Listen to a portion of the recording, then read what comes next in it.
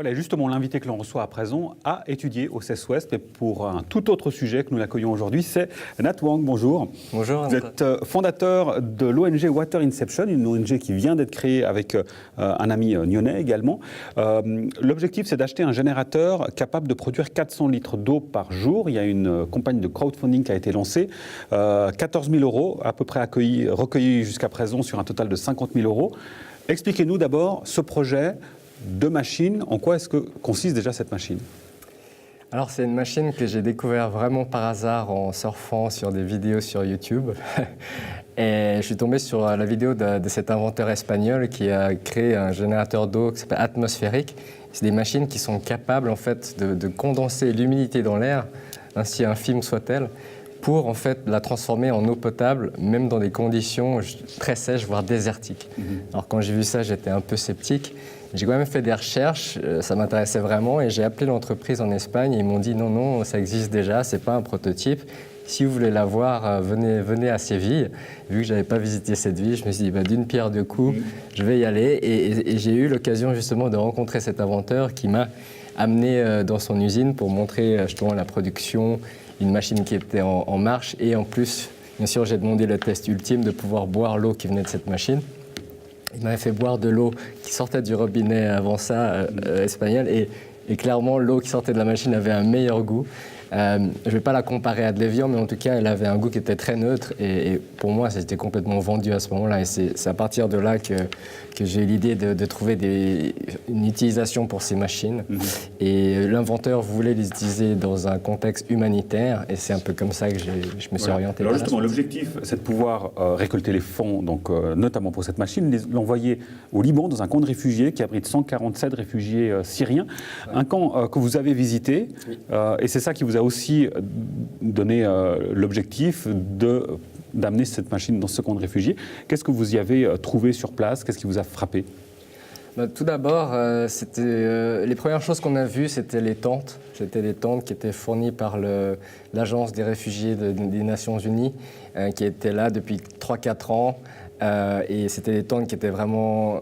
Enfin, on sentait qu'elles avaient bien agi je veux dire, et c'était vraiment triste de voir qu'ils vivaient dans des conditions où il n'y avait quasiment pas de meubles dans les tentes, c'était juste des coussins. Oui, et là d'ailleurs on voit la machine en question sur les images qui sont diffusées. Ça c'était le 24 mars à Genève, à la gare Cornavin, où les visiteurs ont pu d'ailleurs goûter l'eau de cette machine. Absolument. Quelle a été la réaction des passants? Les gens étaient vraiment très surpris, émerveillés, surtout, parce que c'est des choses que... Enfin, on se dit toujours, peut-être que l'eau, elle aura un goût un peu bizarre, etc. Mais non, elle allait très bien.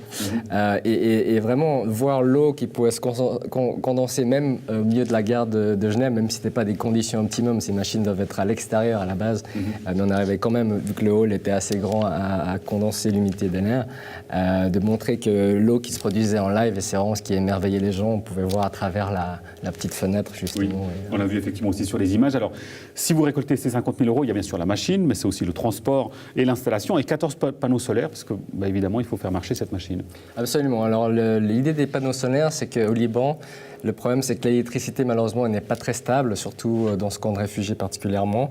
Donc, nous, on voulait amener justement un complément au cas où il y avait des coupures d'électricité pour que la machine puisse quand même tourner, parce que l'eau, c'est extrêmement important. Donc, on ne veut pas qu'il y ait ce genre de situation, et c'est pour ça qu'il nous faut environ 15 000 euros pour acheter ces panneaux solaires. Donc, on va contracter un fournisseur local libanais qui, on espère aussi, nous fera peut-être un petit rabais pour aider les gens sur place. Voilà, et pour être tout à fait complet, on va peut-être redonner les objectifs de votre ONG, donc Water Inception, on l'a bien compris. Donc l'objectif, c'est de sensibiliser les gens à la crise de l'eau, mais surtout de proposer des solutions de manière plus globale. Alors, je l'ai dit, l'ONG est toute récente. L'objectif à long terme, c'est quoi ? Donc l'idée à long terme, c'est de pouvoir fournir nos technologies en fait, dans d'autres projets qui ont aussi besoin d'eau. Là, on se concentre sur les réfugiés parce que c'est quelque chose que... Pour rapidement dire mon background, c'est que mes parents sont arrivés en Suisse en étant réfugiés de la guerre du Vietnam. Donc pour moi, c'est quelque chose qui m'était cher. Mais je vois aussi que, par exemple, dans des cas où il y a des désastres naturels, où l'infrastructure hydraulique est détruite, on pourrait amener nos machines en quelques jours, les déployer les panneaux solaires et commencer à produire de l'eau ou des endroits où même si, par exemple, il y a de l'eau autour partout, c'est pas forcément de l'eau qui est potable. Celle-là, elle vient de l'air, elle est directement consommable. Donc, c'est des avantages. Et par exemple, aussi, dans des écoles, on peut imaginer que dans des écoles, dans certains pays, les enfants, avant d'aller à l'école, ils doivent aller chercher de l'eau, ils doivent marcher pendant des kilomètres pour avoir accès à de l'eau.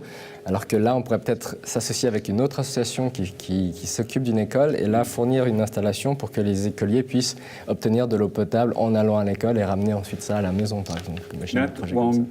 Co-fondateur de l'ONG Water Inception. Merci beaucoup, bonne continuation. Merci. On va rappeler donc cette campagne de crowdfunding sur le site Indiegogo, près de 14 000 € récoltés sur les 50 000 attendus.